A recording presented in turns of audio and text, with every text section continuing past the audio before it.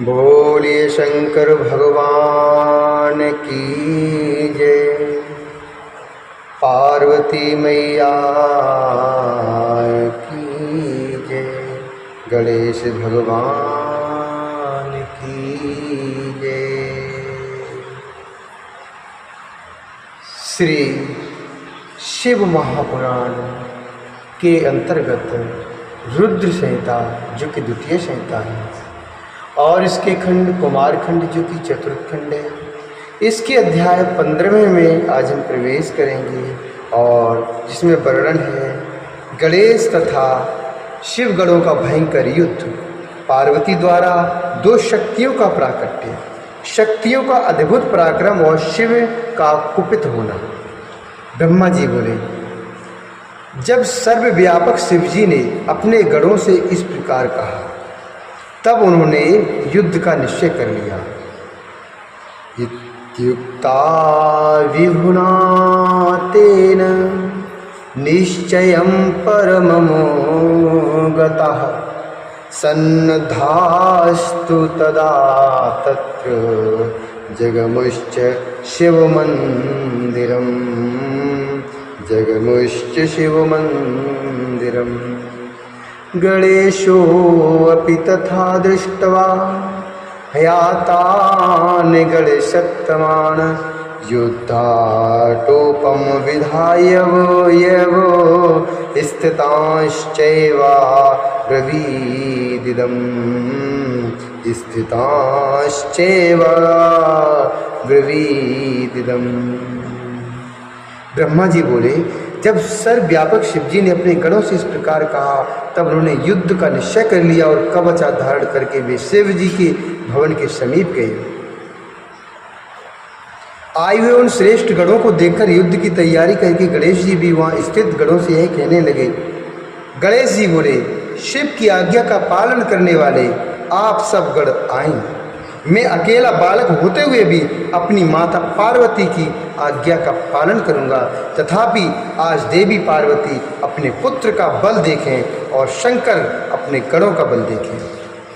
भवानी के पक्ष से इस बालक का तथा शिव के पक्ष से बलवान गणों के बीच आज युद्ध होगा। बलवद्वाल युद्धम च भवानी शिवपक्षयोः भवद्वश्च कृतं युद्धं पूर्वं युद्धे विशारदये भवद्वश्च कृतं युद्धं पूर्वं युद्धे विशारदये। भवानी के पक्ष से इस बालक का तथा शिव के पक्ष से बलवान गणों के बीच आज युद्ध होगा। युद्ध में विशारद आप सभी गण पूर्व काल में अनेक युद्ध कर चुके हैं। मैं तो अभी बालक हूँ, मैंने कभी युद्ध नहीं किया है, किंतु आज युद्ध करूँगा। फिर भी शिव पार्वती के इस युद्ध में हार जाने पर आप सभी को ही लज्जित होना पड़ेगा। बालक होने के कारण मुझे हार या जीत की लाज नहीं है। इस युद्ध का फल भी मेरे विपरीत ही होगा। मेरी तथा आप लोगों की लाज भवानी तथा शंकर जी की लाज है।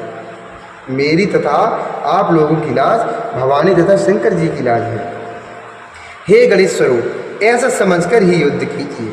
आप लोग अपने स्वामी की ओर देखकर तथा मैं अपनी माता की ओर देखकर यह युद्ध करूंगा। यह युद्ध कैसा होगा इसकी कल्पना नहीं की जा सकती। इसे रोकने में इस त्रिलोकी में कोई भी इसे रोकने में इस त्रिलोकी में कोई भी समर्थ नहीं होगा। जो होनहार है वह भी होकर ही रहे। ब्रह्मा जी बोले,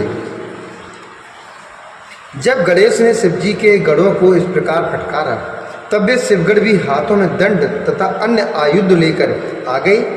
दांत कटकटाते हुए, हुंकार करते हुए और देखो देखो ऐसा बारंबार बोलते हुए वे गण आ गए।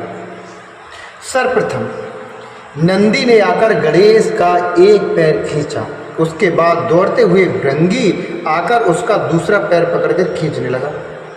जब तक वे दोनों उसके पैर घसीट रहे थे तब तक उस गणेश ने अपने हाथों से प्रहार कर अपने पैर छुड़ा लिए। इसके बाद देवी पुत्र गणेश्वर ने एक बड़ा परिघ लेकर द्वार पर स्थित होकर सभी गणों को मारना आरंभ किया। इसके बाद देवी पुत्र गणेश्वर ने एक बड़ा परिघ लेकर द्वार पर स्थित होकर सभी गणों को मारना आरंभ कर दिया। इससे किन्हीं के हाथ टूट गए, किन्हीं की पीठ फट गई, किन्हीं के सिर फूट गए और किन्हीं के मस्तक कट गए। कुछ गणों के जानु तथा कुछ के कंधे टूटकर अलग हो गए। जो लोग सामने आए उन लोगों के हृदय पर प्रहार किया गया। कुछ पृथ्वी पर गिरे, कुछ ऊर्ध्व दिशाओं में जा गिरे, कुछ के पैर टूट गए और कुछ शिव जी के समीप जा गिरे। उनमें कोई भी ऐसा गण नहीं था जो संग्राम में गणेश के सामने दिखाई पड़े। जैसे सिंह को देखकर मृग दसों दिशाओं में भाग जाते, उसी प्रकार वे हजारों गण भाग गए और वे गणेश पुनः लौटकर द्वार पर स्थित हो गए। जिस प्रकार कल्पांत के समय काल भयंकर दिखाई पड़ता है, उसी प्रकार उन सभी ने गणेश को काल के समान प्रलयंकारी देखा। इसी बीच नारद जी से प्रेरित होकर विष्णु, इंद्र से सभी देवता वहां पहुंच गए। तब शिव जी की हित कामना से उन लोगों ने शिव को नमस्कार कर उनके आगे खड़े होकर कहा, हे प्रभु, हमें आज्ञा दीजिए। आप परम ब्रह्म सर्वेश हैं, आप पर ब्रह्म सर्वेश हैं और हम सब आपके सेवक हैं। आप सृष्टि के कर्ता, भर्ता और सहर्ता परमेश्वर हैं। आप स्वयं निर्गुण होते हुए भी अपनी लीला से सत्व, रज तथा तम रूप हैं। हे प्रभु, आपने इस समय कौन सी लीला प्रारंभ की है, उसे हमें बताइए। ब्रह्मा जी बोले, हे मुनि श्रेष्ठ, उनका यह वचन सुनकर महेश्वर ने अपने घायल गणों की ओर देखकर उनसे सब कुछ कहा। इसके बाद हे मुनि सत्तम, पार्वती पति सर्वेश्वर शंकर हंसकर मुझ ब्रह्मा से कहने लगे। शिव जी बोले, हे ब्रह्मन सुनिए।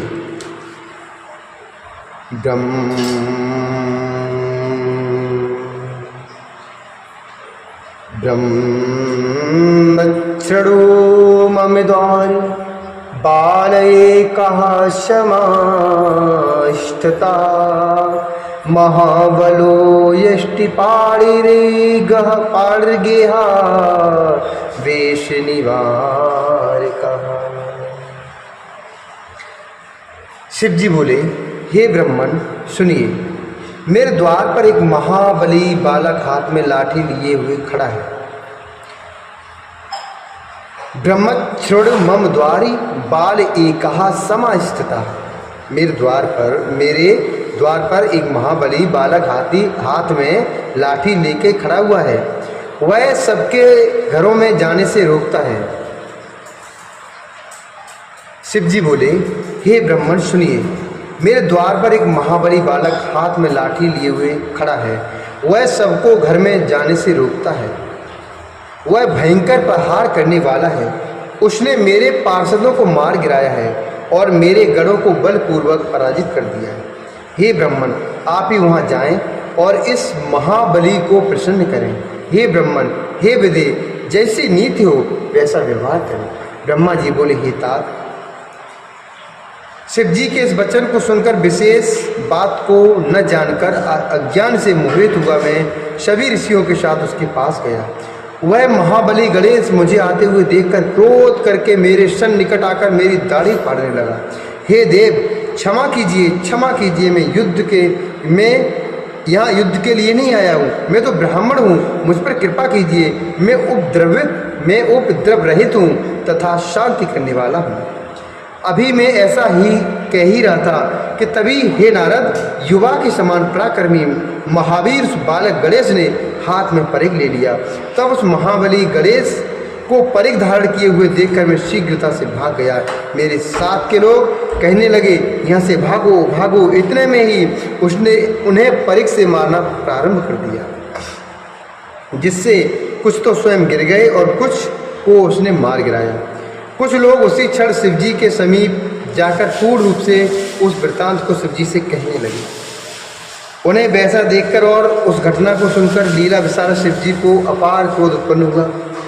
तब उन्होंने इंद्रादि देवगणों, कार्तिकेय आदि प्रमुख गणों, भूतों, प्रेतों एवं पिशाचों को आज्ञा दी। शिव जी के द्वारा आदिष्ट वे लोग यथा योग हाथ में आयुध लिए हुए उस गढ़ को मारने की इच्छा से सभी दिशाओं में गए और जिसका जो विशेष अस्त्र था उन अस्त्रों से बलपूर्वक बालक गणेश पर प्रहार करने लगे। उस समय चराचर सहित त्रिलोकी में हाहाकार मच गया और तीनों लोकों में रहने वाले सभी लोग अत्यंत संशय में पड़ गए। वे आश्चर्यचकित होकर कहने लगे कि अभी ब्रह्मा की आयु समाप्त नहीं हुई है, तब इस ब्रह्मांड का नाश कैसे हो रहा है? निश्चय ही यह शिव की इच्छा है जो अकाल में ही ऐसा हो रहा है। उस समय कार्तिकेय आदि जितने भी देवता थे वे सभी वहाँ आए और उन सभी के शस्त्र व्यर्थ हो गए, जिसके कारण वे आश्चर्यचकित हो गए। इसी बीच ज्ञानदायिनी देवी जगदम्बा उस संपूर्ण घटना को जानकर अपार क्रोध में भर गई। हे मुनीश्वर, उस समय वहाँ पर उन देवी ने अपने गढ़ की सब प्रकार की सहायता के लिए 2 शक्तियों का निर्माण किया। हे महामुनि, जिसमें एक प्रचंड रूप धारण कर काले पहाड़ की गुफा के समान मुख फैलाकर खड़ी हो गई और दूसरी बिजली के समान रूप धारण करने वाली बहुत हाथों वाली तथा दुष्टों को दंड देने वाली भयंकर महादेवी थी। उन दोनों शक्तियों ने देवताओं के द्वारा छोड़े गए समस्त आयुध पकड़कर बड़ी शीघ्रता से अपने मुख में डाल लिए। उस समय किसी देवता का एक भी अस्त्र वहाँ नहीं दिखाई दे रहा था, केवल चारों ओर गणेश का परिघ ही दिखाई पड़ा। इस प्रकार उन दोनों ने वह अत्यंत अद्भुत चरित्र किया। पूर्व समय में जिस प्रकार गिरिश्रेष्ठ मंदराचल ने क्षीर सागर का मंथन किया था, उसी प्रकार अकेले उस बालक ने समस्त दुस्तर देव सेना को मत डाला। तब अकेले गणेश के द्वारा मारे पीटे गए इंद्रादि देवगढ़ तथा शिवगढ़ व्याकुल हो गए। इसके बाद गणेश के प्रहार से व्याकुल हुए वे सभी एकत्रित होकर बारंबार श्वास छोड़ते हुए आपस में कहने लगे। देवगढ़ बोले, अब क्या करना चाहिए? किम कर्तव्यम क्व गंतव्यम न ज्ञायन्ते दिशो दश परिघम भ्रामयतेश सव्यापश्वेमेव च। देवगढ़ बोले, अब क्या करना चाहिए और कहाँ जाना चाहिए? 10 दिशाओं का ज्ञान ही नहीं हो रहा है, यह बालक तो दाएं बाएं परे घुमा रहा है। ब्रह्मा जी बोले, हे नारद, उसी समय पुष्प चंदन हाथ में लिए हुए अप्सराएं तथा नारद आदि ऋषि जो इस महान युद्ध को देखने की लालसा वाले थे, वे सभी युद्ध देखने के लिए वहाँ आए। हे मुनिश्रेष्ठ, उस समय उनके द्वारा आकाश मार्ग भर गए। वे अप्सराएं तथा ऋषिगण उस युद्ध को देखकर अत्यंत आश्चर्यचकित हो गए और कहने लगे, इस प्रकार का युद्ध तो कभी देखने में ही नहीं आया। उस समय समुद्र सहित सारी पृथ्वी कांपने लगी तथा पर्वत गिरने लगे। वे संग्राम की सूचना दे रहे थे। आकाश, ग्रह एवं नक्षत्र मंडल घूमने लगे, जिससे सभी व्याकुल हो उठे। सभी देवता तथा गण भाग गए, केवल पराक्रमी तथा महावीर कार्तिकेय ही नहीं भागे और सबको रोककर गणेश के सामने डटे रहे। उन दोनों शक्तियों ने उस युद्ध में सभी को असफल कर दिया और देवताओं के द्वारा चलाए गए सभी शस्त्रों को काट दिया। जो लोग शेष बच गए थे वे सब शिवजी के समीप आ गए। सभी देवता तथा शिवगढ़ तो भाग ही चुके थे। उन सभी ने मिलकर शिव को बारंबार नमस्कार कर बड़ी शीघ्रता से पूछा, हे प्रभु, यह श्रेष्ठ गढ़ कौन है? हम लोगों ने पहले भी युद्ध का वर्णन सुना था, इस समय भी बहुत से युद्ध देख रहे हैं, किंतु इस प्रकार का युद्ध न तो कभी देखा गया है और न सुना ही गया है। हे देव, अब कुछ विचार कीजिए, अन्यथा जय नहीं हो सकती है। हे स्वामिन, आप ही इस ब्रह्मांड के रक्षक हैं, इसमें संदेह नहीं है। ब्रह्मा जी बोले, उनका यह वचन सुनकर परम क्रोधी रुद्र कोप करके अपने गढ़ों से पहुँच गए। तब देवगढ़ों की सेना भी चक्रधारी विष्णु के साथ महान उत्सव करके शिव जी के पीछे पीछे गई। तब देवगढ़ों की सेना भी चक्रधारी विष्णु के साथ महान उत्सव करके शिव जी के पीछे पीछे गई।